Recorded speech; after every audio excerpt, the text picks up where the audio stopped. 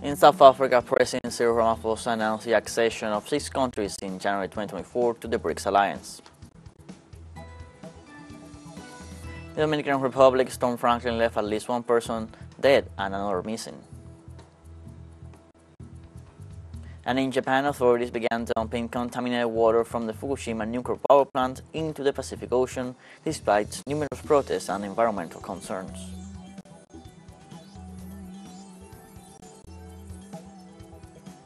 Hello, welcome to From the South. I'm Luis Alberto Matos from the TeleSUR studios in Havana, Cuba.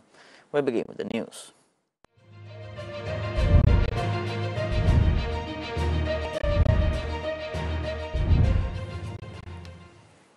On Thursday, South African President Cyril Ramaphosa announced the expansion of the BRICS Group starting in January 2024 with the accession of 6 countries.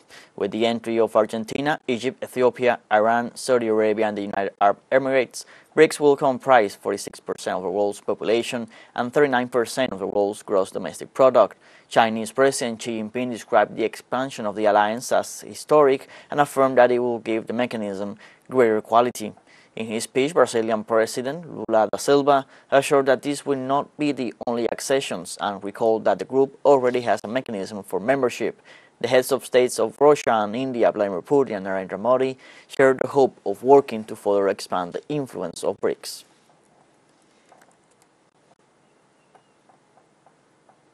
In this context, on Wednesday, Chinese President Xi Jinping spoke about the BRICS Plus format and its importance for the expansion process. We need to make good use of the BRICS Plus format and accelerate the BRICS expansion process to bring more countries into the BRICS family so as to pool our strength, pool our wisdom to make global governance more just and equitable. Indian Prime Minister Narendra Modi, for his part, said he was in favor of welcoming new members. India fully supports the expansion of BRICS membership, and we welcome moving forward on this, based on consensus. In 2016, during India's presidency, we had defined BRICS as a group, building responsive, inclusive, and collective solutions. In addition, Brazilian President Lula da Silva declared that the new development bank could offer solutions to the needs of the Global South. Decarbonization of our economy should be followed by the job creation with dignity, industrialization and green infrastructure, public services for all. Through the new development bank, we can offer our own alternatives for adequate financing to meet the needs of the Global South. The Foreign Minister of Venezuela, Ivan Gil, arrived on Wednesday in South Africa for the 15th BRICS Summit. The diplomat was welcomed by the Minister of Defense of South Africa, Thandi Modise, and the Venezuelan ambassador in Pretoria, Mayrin Moreno. The summit brings together representatives of the member countries who are expected to strengthen political and commercial relations, as well as conduct multiple talks in favor of the sustainable and inclusive development of the peoples. The expansion of the bloc with countries that have expressed their interest in joining has been one of the topics of discussion during the first 2 days of the summit. The President of Bolivia, Luis Arce, arrived in South Africa and in his X account expressed its joy for the arrival. He participated in the 15th Summit of BRICS and in the construction of a multipolar financial system for sustainable development of the peoples is fundamental. Chinese President Xi Jinping said on Wednesday that China will continue to firmly support Cuba in defending national sovereignty and opposing external interference and the blockade. China will also try its best to provide support for Cuba's economic and social development, said Xi in a meeting with Cuban President Miguel Diaz-Canel on the sidelines of the 15th BRICS Summit. Xi added that China is ready to work with Cuba to continue deepening political mutual trust, expanding practical cooperation, strengthening strategic coordination, and pushing for progress. She also stressed that Cuba, as the current chair of the Group of 77 plus China, has made positive contributions to strengthening the unity of developing countries. For his part, Diaz-Canel stated that the current Cuba-China relations are at a historic peak, adding that the Cuban people are grateful for China's understanding and invaluable support for Cuba's just cause. Chinese President Xi Jinping said on Wednesday in Johannesburg that his country's modernization will bring new opportunities to the cooperation with Ethiopia. During a meeting with Ethiopian Prime Minister Abiy Ahmed on the sidelines of the 15th BRICS Summit, the Chinese president said his country is a reliable friend and a true partner of Ethiopia. She also noted that in recent years the two countries have maintained frequent high-level exchanges and communication and have yielded results within the framework of the Belt and Road Cooperation and the Forum on China-Africa Cooperation. On the other hand, Ahmed said Ethiopia highly values its friendship with China, firmly upholds the One China policy, supports the Global Development Initiative, the Global Security Initiative, and the Global Civilization Initiative proposed by Xi, and actively participates in the Belt and Road Initiative.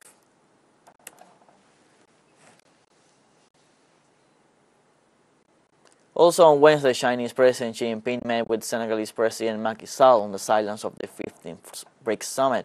She stated that China strongly supports Senegal's endeavors in safeguarding national stability and development, adding that China stands ready to strengthen mutual support with Senegal and deepen cooperation in such areas as industry, agriculture, infrastructure, and human resources, jointly safeguard the legitimate right to development and push for greater development of their comprehensive strategic cooperative partnership.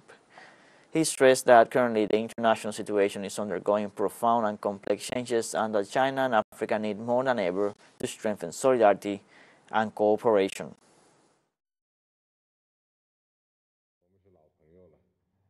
We are all friends and I feel a strong sense of familiarity upon meeting. You've visited China for many times. Here again, I wish Senegal greater achievements in development in the future. With our joint efforts in recent years, China and Senegal have enjoyed ever-deepening political mutual trust and fruitful cooperation in various fields. Senegal is an important partner of China in Africa. China is ready to move forward together with Senegal in the journey of development and rejuvenation and push for greater development of our comprehensive strategic cooperative partnership. For his part, Senegalese President welcomed the meeting and stressed that Senegal is committed to the One China policy this year. Mr. President, my dear and great friend, I'm very glad to meet with you again. I also want to highly praise the China-Senegal high-quality bilateral relationship that you just mentioned, as it benefits from your leadership and will, and here I want to reiterate that Senegal is firmly committed to the One China policy. We are honored to see that the Senegal-China bilateral cooperation enjoys sound development. Let's take a short break, but remember you can join us on TikTok at TeleSUR English, where you will find news in different formats, news updates, and much more. Other stories coming up, stay with us.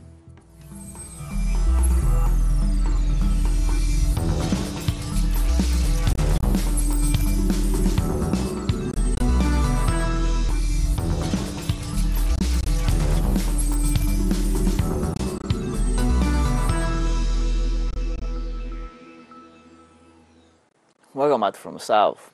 A preparatory meeting was held in Brazil for the 76th annual meeting of the Society for the Advancement of Science. The organizers informed that this annual meeting is one of the most important for the student centers of the Federal University of Para in Belém, which will be held in July next year. The entity will discuss several topics such as the construction of a new contract with nature and its people, as well as the balance of resources. This society is a civil entity dedicated to the defense of scientific and technological progress, as well as the education and cultural development of the state. The International Monetary Fund has approved a $7.5 billion loan to Argentina as the South American country grapples with a prolonged economic crisis. The announcement was made on Wednesday by a spokesperson for the economy minister, Sergio Massa. The agreement combines the fifth and sixth reviews of an existing 30-month IMF program in a move that IMF staff said last month would help support Argentina's very challenging economic situation. On Tuesday, the World Bank approved two new projects for the South American country worth around $650 million, which are targeted at increasing access to financing for climate change mitigation and adaptation and strengthening food programs. Argentina is grappling with a severe economic crisis that has seen the inflation rate soar above 100% and poverty levels climb up to 40%.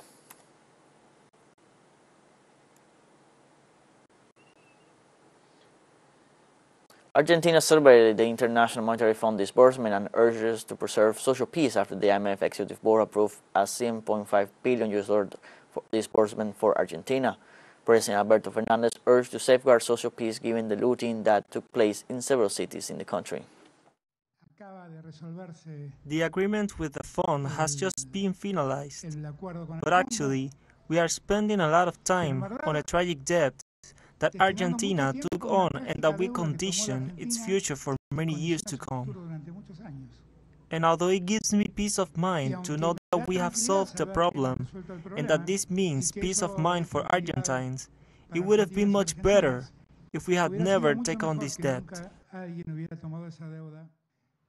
I ask all Argentines to take great care of social peace and tranquility, that we are going to take care of solving the problems faced by Argentines and their incomes. But I ask you, please, to preserve social peace and social tranquility. It is very important.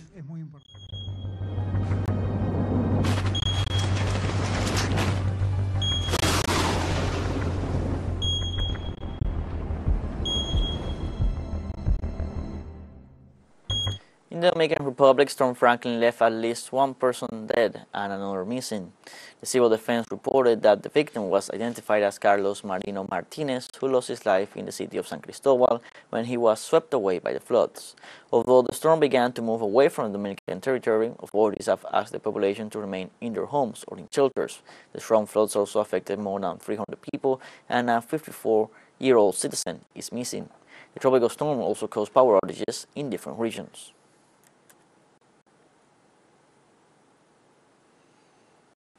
On Wednesday, Greek firefighters struggled to contain uncontrolled fires throughout the country for a fifth day, several of them bordering an acrid smoke-filled Athens. In the last 2 days, 19 people believed to be migrants, including 2 children, have been killed in forest fires. A fire fanned by strong winds ripped through the foothills of Mount Parnitha, the largest forest adjoining the capital, burning near the outskirts of a national park and threatening a casino in the area. Evacuations were ordered on Wednesday morning for several settlements in the area, including 3 nursing homes. The blaze damaged homes in the northwestern Athens district of Menidi, which is also close to a military camp.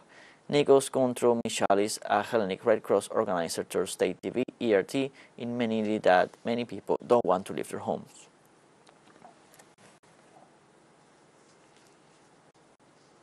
As Europe and other regions falter, UN researchers cautioned that climate change was enabling increasingly intense and long-lasting heat waves, which in some areas could soon begin to hit year-round. Extreme heat has dominated the headlines in recent weeks, from the current heat dome cooking much of Europe to heat-fueled wildfires raging in Greece, Spain, Canada, and Hawaii, and soaring temperatures in the middle of the South American winter. John Nair, a senior extreme heat advisor at the UN's World Meteorological Organization, said in an interview that heat waves are beginning earlier, lasting longer, and becoming more intense. He also said that it is the most rapidly emerging consequence of global warming that we are seeing in the weather system, stressing that this was in line with scientific predictions. He also lamented that people are far too relaxed about the signs. Moreover, he added that science has been saying that this is coming and this is not where it stops. It will only get more intense and more frequent. In Japan, despite numerous protests, authorities began dumping contaminated water from the Fukushima nuclear power plant into the Pacific Ocean, a process that will continue for decades with the approval of the International Atomic Energy Agency. More than 1 million tons of purified radioactive water from the Fukushima Daiichi nuclear power plant is being released by Japan into the Pacific. The operation was approved 2 years ago by the Japanese government, which got the go-ahead from the United Nations agency, the IAEA. Plant's operator, Tokyo Electric Power, started the discharge at 1 p.m. local time after activating the pump at the site. This first release, some 7,800 tons, is expected to take about 17 days.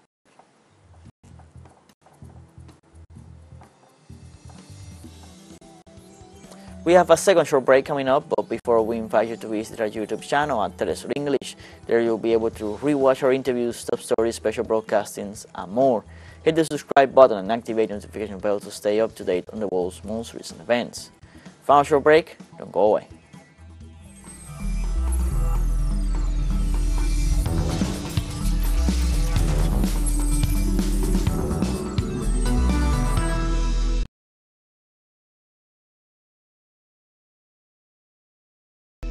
We go live to South Africa. The Argentinian President Alberto Fernandez addresses the 15th BRICS Summit.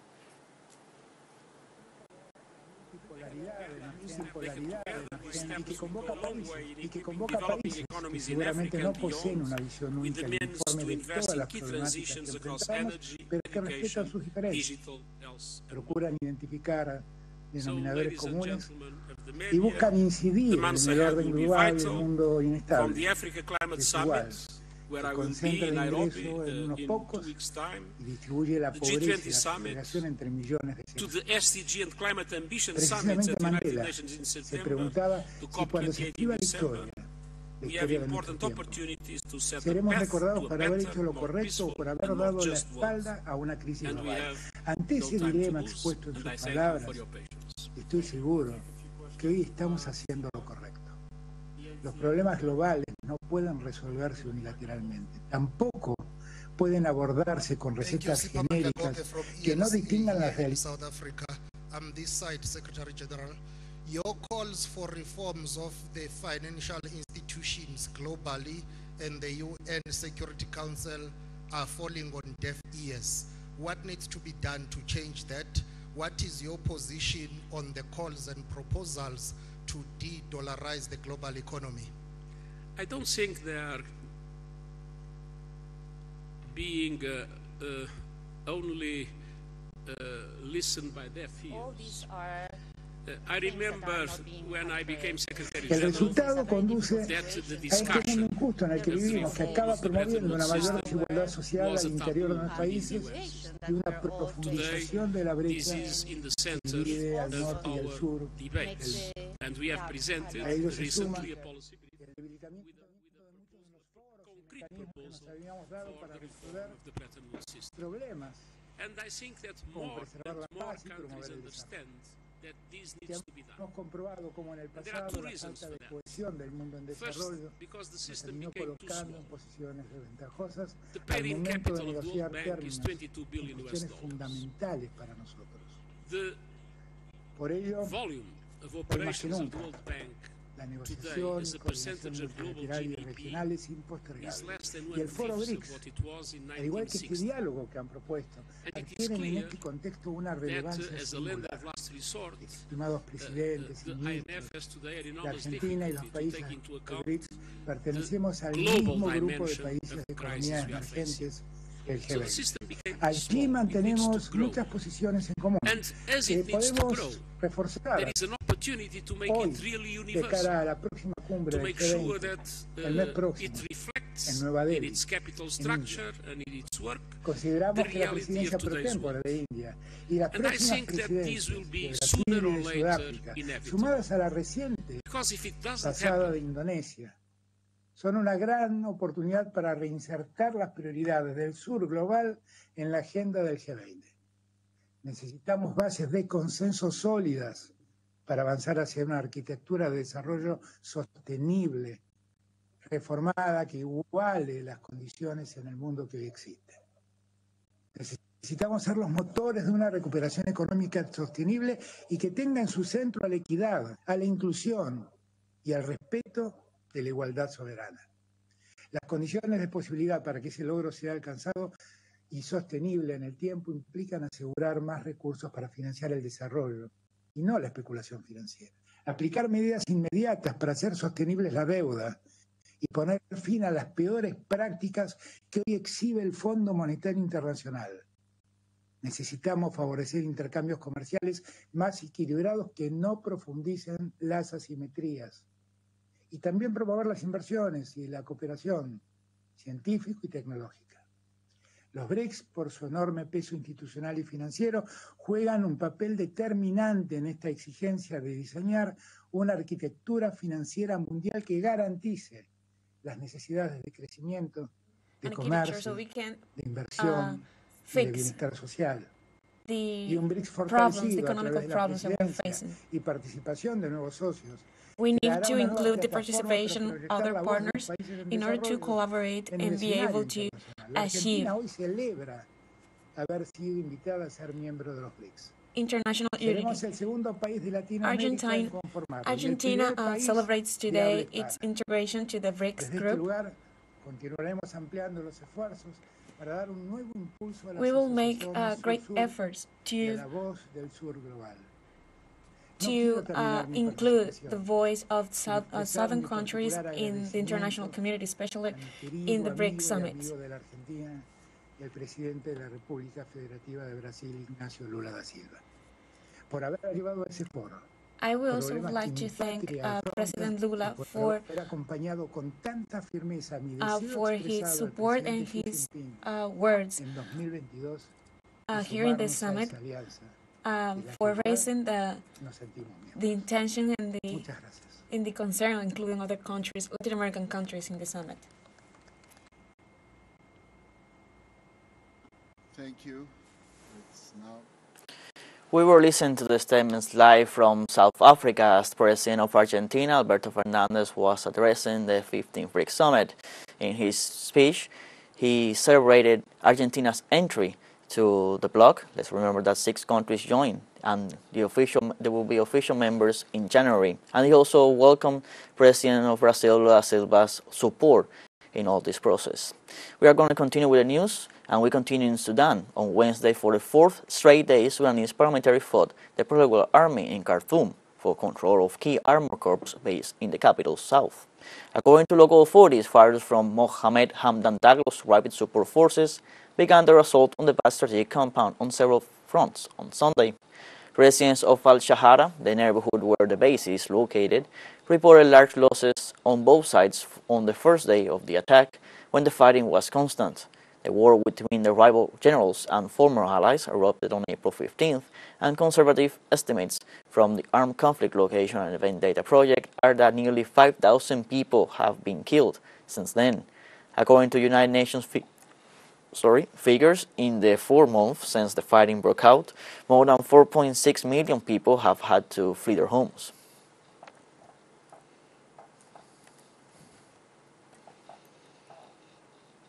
The non-governmental organization Save the Children informed that about 500 children have died from hunger in Sudan since fighting erupted. According to the organization, at least 31,000 children lack access to treatment for malnutrition and related illnesses since the charity was forced to close 57 of its nutrition centers in the country.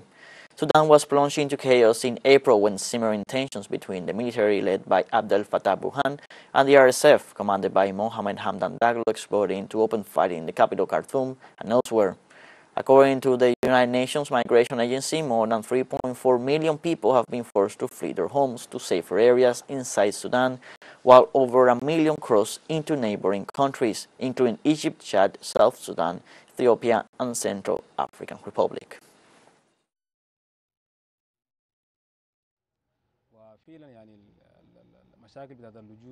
With the refugees situation, mothers struggle to feed their children, so we now receive many cases of malnutrition.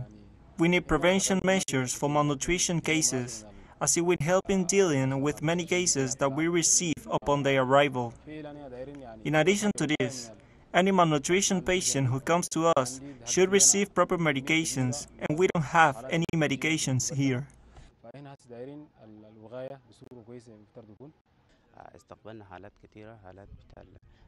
We've received many malnutrition and malaria cases. Our message to raise awareness regarding malnutrition cases within the camp community is to report the case to the nearest medical center once symptoms appear in a child in order to receive proper treatment. We have come to the end of this news briefing, and you can find these and many other stories on our website, telesurenglish.net. And also join us on social media, Facebook, Twitter, Instagram, Telegram, and TikTok.